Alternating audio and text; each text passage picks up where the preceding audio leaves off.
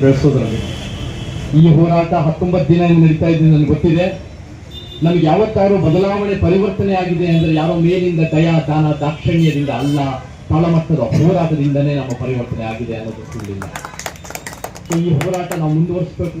ಕರ್ನಾಟಕದ ಮೂರು ಮೂಲೆಗಳಿಗೂ ಇಂಥ ಒಂದು ಜನಪರವಾಗಿ, ಪರಿಸರದ ಪರವಾಗಿ, ಜನರ ಆರೋಗ್ಯ ಪರವಾಗಿ ಒಂದು ಕಾನೂನು ಅಡಿಯಲ್ಲಿ ಈ ಫ್ಯಾಕ್ಟರಿ ಕಂಪನಿಗಳು ಕೆಲಸ ಮಾಡಂಗೆ ಯಾರು ಬರೀ ಶ್ರೀಮಂತರಿಗೆ ಲಾಭ ಆಗ್ತಾ ಇದೆಯೋ ಅವ್ರ ಮೇಲೆ ಒಂದು ಕಡಿವಾಣ ಹಾಕಿ ಜನಪರವಾದ ಯೋಜನೆಗಳು ತರಕ್ಕೆ ಈ ಹೋರಾಟಗಳು ಮುಂದುವರಿಸಬೇಕು.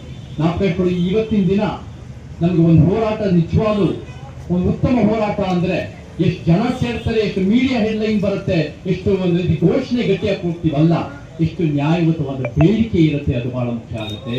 ಸೊ ಆ ನಿಟ್ಟಿನಲ್ಲಿ ಈ ಒಂದು ಕೊಪ್ಪಳ ಪರಿಸರ ಜಾಗೃತಿ ಆಂದೋಲನದ ಹೋರಾಟ ಬಹಳ ಜನಪರವಾಗಿದೆ, ಬಹಳ ಕಾಳಜಿ ಉಳ್ಳಾಗಿದೆ. ಮತ್ತೆ ಅದನ್ನ ನಾವು ಖಂಡಿತ ನಾನು ನಿಮ್ ಜೊತೆ ಕೊನೆವರೆಗೂ ನ್ಯಾಯ ಒಬ್ಬರಿಸಿಗೋವರೆಗೂ ನನ್ನ ಜೊತೆ ಆಗ್ತೀವಿ. ನಾನು ಕೂಡ ಬಹಳ ವರ್ಷಗಳಿಂದ 14 ವರ್ಷಗಳಿಂದ ಈ ಒಂದು ಕಲ್ಯಾಣ ಕರ್ನಾಟಕ ಈ ಭಾಗಗಳಲ್ಲಿ ಎಲ್ಲಿ ಒಂದು ಚಳುವಳಿಯ ಭೂಮಿ, ಎಲ್ಲೂ ಒಂದು ಕಾರಣಾಂತರಗಳ ಐತಿಹಾಸಿಕ ಕಾರಣಗಳಿಂದ, ರಾಜಕೀಯ ನಿರ್ಲಕ್ಷ್ಯದ ಕಾರಣಗಳಿಂದ, ಅನೇಕ ಕಾರಣಗಳಿಂದ ಅನ್ಯಾಯ ಆಗ್ತಾ ಇದೆಯೋ ಈ ಭಾಗಗಳಿಗೆ ಹೆಚ್ಚು ಒತ್ತು ಕೊಟ್ಟು ನಿಮ್ಮ ಒಂದು ಚಳುವಳಿಗಳ ಜೊತೆ ಭಾಗವಹಿಸ್ತಾ ಬರ್ತಾ ಇದ್ದೀವಿ. ನಮ್ಗೆ ಜ್ಞಾಪಕ, ಎಲ್ಲಿ ಜಾಸ್ತಿ ಅನ್ಯಾಯ ಇರುತ್ತೋ ಅಲ್ಲಿ ಜಾಸ್ತಿ ಪ್ರತಿರೋಧ ಇರುತ್ತೆ.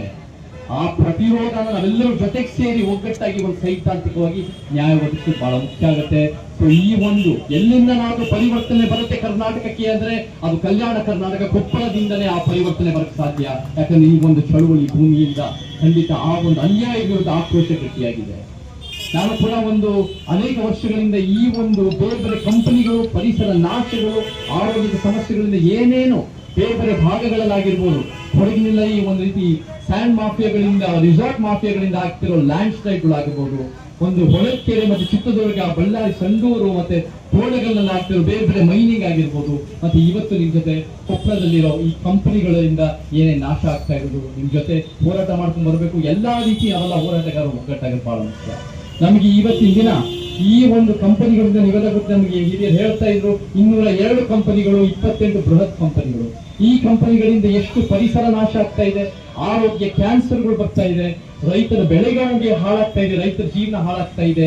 ಮತ್ತೆ ದೊಡ್ಡ ಮಟ್ಟ ಇದರಿಂದ ಯಾರು ಲಾಭ ಪಡ್ತಾ ಇದ್ದಾರೆ ಅದು ಪ್ರಶ್ನೆ. ಇದರಿಂದ ಜನರಿಗೂ ಉದ್ಯೋಗ ಏನ್ ಸಿಗ್ತಾ ಇಲ್ಲ, ಬೇರೆ ರಾಜ್ಯದಿಂದ ಪಡ್ತಾ ಇದ್ದಾರೆ. ನಮ್ಗೆ ನಿಜವಾಗ್ಲೂ ಯಾರಿಗೆ ಲಾಭ ಆಗ್ತಾ ಇದೆ ಅಂದ್ರೆ 1% ಉಳ್ಳವರು, ಯಾರು ಶ್ರೀಮಂತರು, ಯಾರು ಇಂಥವರಿಗೆ ಮಾಲೀಕರಿಗೆ ಲಾಭ ಆಗ್ತಾ ಇದೆ, ಬೇರೆ ಎಲ್ಲರಿಗೂ ಇನ್ನ ಅನ್ಯಾಯ ಆಗ್ತಾ ಇದೆ.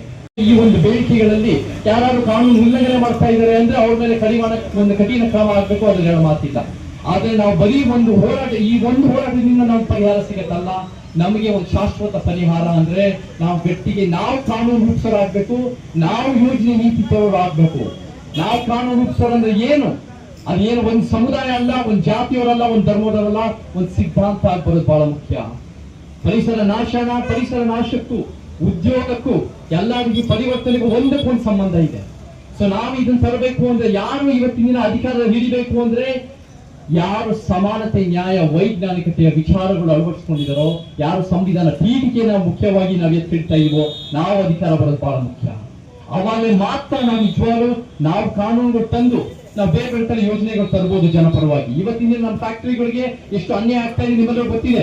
ಈ ಭಾಗದ ಕೊಪ್ಪಳ ಭಾಗದ ನ್ಯಾಯ ಇಲ್ಲ, ಜನರೇ ನೀವೆಲ್ಲ ನಿಂತ್ಕೊಂಡು ಅದರ ವಿರುದ್ಧ ಹೋರಾಟ ಮಾಡ್ತಾ ಇದ್ದೀರಾ. ಆ ಹೋರಾಟಕ್ಕೆ ನಮ್ಮ ಬೆಂಬಲ ಇದೆ. ಆದ್ರೆ ಅದ್ರ ಜೊತೆ ಬೆಂಗಳೂರಿನಲ್ಲಿ ಏನೇನು ನಡೀತಾ ಇದೆ, ಇವತ್ತು DCM ಅವರು ಇವತ್ತು ಮಾತಾಡ್ತಾರೆ ಏನಂದ್ರೆ ಒಂದು IT ಹಬ್ ತರ್ತೀವಿ ಬಿಡದಿನಲ್ಲಿ 9,000 ಎಕರೆ ಆ ರೈತರ ಭೂಮಿ. ಅದಾಗ್ಲೇ ಬೆಂಗಳೂರಿನಲ್ಲಿ ದೊಡ್ಡ ಮಟ್ಟದ ಕಂಜೆಷನ್ ಆಗಿದೆ, ದೊಡ್ಡ ಮಟ್ಟದ ಸಮಸ್ಯೆಗಳಿದೆ ಬೆಂಗಳೂರಿನಲ್ಲಿ. ಅದನ್ನ ಸರಿಪಡಿಸಬೇಕು, ಅದಕ್ಕೆ ಇನ್ನೂ ತುಪ್ಪ ಸುರಿತಾ ಇದ್ದಾರೆ. ನೀವು ಅದನ್ನ ಮಾಡೋದ್ ಬಿಟ್ಟು ಅಲ್ಲಿ ರೈತರಿಗೆ ಇನ್ನೂ ಕಷ್ಟ ಕೊಡ್ಬಿಟ್ಟು ಕಂಜೆಷನ್ ಜಾಸ್ತಿ ಮಾಡಿ ಇನ್ನೂ ಸಮಸ್ಯೆ ಆಗಬಿಟ್ಟು IT ಒಂದು AI ಒಂದು ಈ AI IT ಹಬ್ ಅನ್ನ ಕೊಪ್ಪಳದಲ್ಲಿ ಮಾಡ್ಬೋದಲ್ಲ. ಈ ಭಾಗಗಳಲ್ಲಿ ತಂದು ನಿಜವಾಗ್ಲೂ ಅದರಿಂದ ಏನ್ ಪರಿಸರ ನಾಶ ಇಲ್ಲ, ಅದು ಈ ಭಾಗದಲ್ಲೂ ಕೂಡ ಅಭಿವೃದ್ಧಿ ಆಗುತ್ತೆ, ನಮ್ ಜನಪರವಾದ ಉದ್ಯೋಗನೂ ಸಿಗುತ್ತೆ. ಸೊ ಆ ನಿಟ್ಟಿನಲ್ಲಿ ನಮ್ಗೆ ಬರೀ ಬೆಂಗಳೂರಿನ ನಗರೀಕರಣ ಜಾಸ್ತಿ ಆಗೋದಲ್ಲ, ಅಖಂಡ ಕರ್ನಾಟಕದ ಏಳಿಗೆಗೋಸ್ಕರ ನೀವು ತಲೆಗೆಡ್ಸ್ಕೋಬೇಕು ಹೊರತು ನಿಮ್ಮ ಬ್ಯಾಂಕ್ ಬ್ಯಾಲೆನ್ಸ್ಗಳು, ನಿಮ್ಮ ರಿಯಲ್ ಎಸ್ಟೇಟ್ ಮಾಫಿಯಾಗಳು, ನಿಮ್ಮ ವೈಯಕ್ತಿಕ ಬೆಳವಣಿಗೆಗಿಂತ ಈ ರಾಜಕಾರಣಿಗಳಿಗಿಂತ ಅಖಂಡ ಕರ್ನಾಟಕ ಎಲ್ಲಿ ಅನ್ಯಾಯ ಆಗಿದೆಯೋ ಅಲ್ಲಿ ನ್ಯಾಯ ಒದಗಿಸೋ ಉದ್ದೇಶ ಇರಬೇಕು. ಕರ್ನಾಟಕ ಜನರಿಗೆ ನ್ಯಾಯ ಒದಗಿಸೋ ಉದ್ದೇಶ ಇರಬೇಕು. ಸಂವಿಧಾನ ಅಂದ್ರೆ ಬರೀ ಮೈಕ್ ಮುಂದೆ ಮಾತಾಡೋದಲ್ಲ, ಸಂವಿಧಾನ ಪರ ಯೋಜನೆ, ನೀತಿ, ಕಾನೂನು ತರೋದು ಬಹಳ ಮುಖ್ಯ ಆಗುತ್ತೆ. ಸ್ವಾನಿತ್ಯ ನಾವೆಲ್ಲರೂ ಸೇರಿ ಈ ಹೋರಾಟವನ್ನು ಮುಂದುವರಿಸಬೇಕು. ಪರಿಸರ ಎಲ್ಲೆಲ್ಲ ಸಮಸ್ಯೆ. ಆಮೇಲೆ ಮತ್ತೆ ಆರೋಗ್ಯದ ವಿಚಾರ, ಆರೋಗ್ಯದ ವಿಚಾರ ಬರೀ ಹಾಸ್ಪಿಟಲ್ ಶುರು ಮಾಡೋದಷ್ಟೇ ಅಲ್ಲ, ನಮ್ಗೆ ಏನಂದ್ರೆ ಸರ್ಕಾರಿ ಆರೋಗ್ಯನ ಬೆಳೆಸಬೇಕು. ಅದನ್ನ ಹೆಂಗ್ ಮಾಡ್ಬೇಕು ಅಂದ್ರೆ ಇವತ್ತಿನ ದಿನ ಬರೀ ಶ್ರೀಮಂತರ ಟಿಕೆಟ್ ಕೊಡೋವನ್ನ ಆ 1% ಉಳ್ಳವರ ಮೇಲೆ ತೆರಿಗೆ ಜಾಸ್ತಿ ಹಾಕಿ ಆ ತೆರಿಗೆಯನ್ನು ಬಳಸಿ ಅದನ್ನ ಒಂದು ರೀತಿ ನಮ್ಮ ಆರೋಗ್ಯ ಮತ್ತು ಶಿಕ್ಷಣದ ವ್ಯವಸ್ಥೆ ನಮ್ಮ ಏಳಿಸ್ಬೇಕು.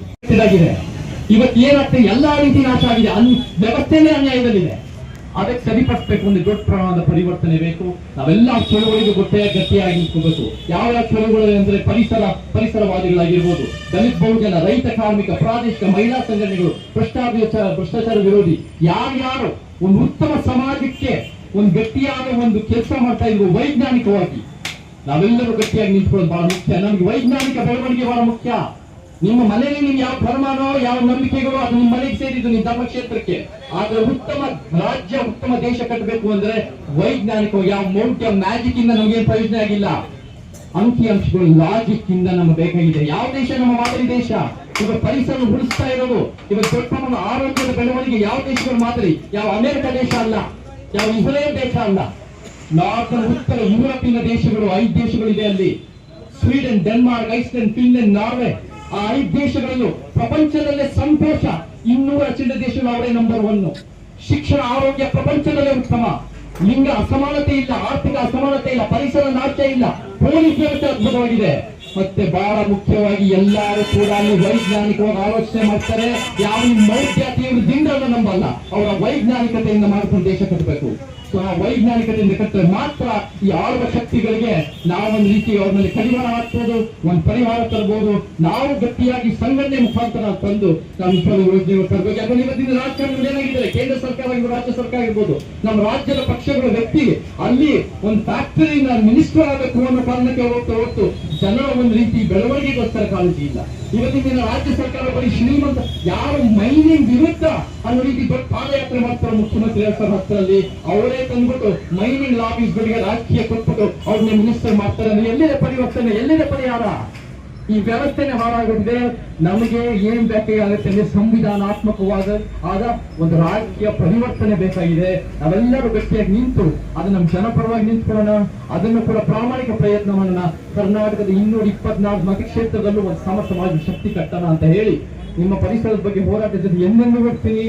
ಈ ಭಾಗಗಳಿಗೆ ಎಲ್ಲೆಲ್ಲ ಅನ್ಯಾಯ ಆಗ್ತಾ ಇದೆ, ಅದು ಅನ್ಯಾಯ ಮೇಲೆ ಅನ್ಯಾಯ ನಡೀತಾ ಇದೆ. ಯಾರ್ಯಾರು ಬೆಳೀತಾ ಇದ್ದಾರೆ ಅವ್ರ ಮಕ್ಕಳು ಮೊಮ್ಮಕ್ಕಳಿಗೆ ಒಂದು ಸೀಟ್ ಸಿಕ್ಕಿ, ಒಂದು ಟಿಕೆಟ್ ಸಿಕ್ಕಿ ಅವರೇ ಬೆಳ್ಕೊಂತ ಇದ್ದಾರೆ. ನಮ್ ನಾಲ್ಕು ಇದನ್ನು ಸರಿಪಡಿಸಬೇಕು ಅಂದ್ರೆ ಯಾವ ಜನಾಂಗದವರ ಶತ್ರು ಆಗೋದಲ್ಲ, ಯಾವ ಜಾತಿಯವರು, ಯಾವ ಧರ್ಮದವರು, ಭಾಷಿಕರ ಶತ್ರು ಅಲ್ಲ. ಅಸಮಾನತೆ ಮತ್ತು ಅನ್ಯಾಯದ ವ್ಯವಸ್ಥೆಯನ್ನು ನಮ್ಮ ಶತ್ರು ಅಂತ ಹೇಳಿ ನಾನು ಎಂದೆಂದು ನಿಮ್ ಜೊತೆ ಪರಿಸರದ ಬಗ್ಗೆ ನಿಮ್ ಜೊತೆ ಇರ್ತೀನಿ ಅಂತ ನಾನು ಮಾತಾಡಿ ನಾನೊಂದು ವಚನ ಹೇಳಿ ನಾನು ಮಾತನಾಡ್ತೀನಿ. 100 ಓದಿ 100 ಕೇಳಿ ಏನು ಫಲ, ಆಸೆ ಬಿಡುದು ರೋಷ ಪಡೆಯದು, ಮಜ್ಜನೆ ಕಳೆದು ಫಲವೇನು, ಮಾತಿನಂತೆ ಮನವಿಲ್ಲದ ಜಾತಿ ಬಂದರು ನೋಡಿ ನಗುವ ಪೂಲದ ಸನ್ಮಾದೇವಾ. ಇವತ್ತು ಪೂಜಾರವರಿಗಾಗಿರ್ಬೋದು, ನಮ್ಮ ಸ್ನೇಹಿತರ ಕವಿಸಿದಪ್ಪರಾಗಿರ್ಬೋದು, ಎಲ್ಲರಿಗೂ ನಾನು ಧನ್ಯವಾದ, ಮತ್ತೆ ಹನುಮಪ್ಪವರಿಗಾಗಿರ್ಬೋದು ಎಲ್ಲ ನಾನು ಧನ್ಯವಾದಗಳು ಹೇಳಿ ನಾನು ಮಾತನಾಡ್ತಾ ಇದ್ದೀನಿ. ಎಲ್ಲರಿಗೂ ಜೈ ಕರ್ನಾಟಕ. ನಿರಂತರ ಸುದ್ದಿ ಹಾಗೂ ಮಾಹಿತಿಗಾಗಿ ನಮ್ಮ ಚಾನಲ್ ಲೈಕ್ ಮಾಡಿ ಮತ್ತು ಸಬ್ಸ್ಕ್ರೈಬ್ ಮಾಡಿ.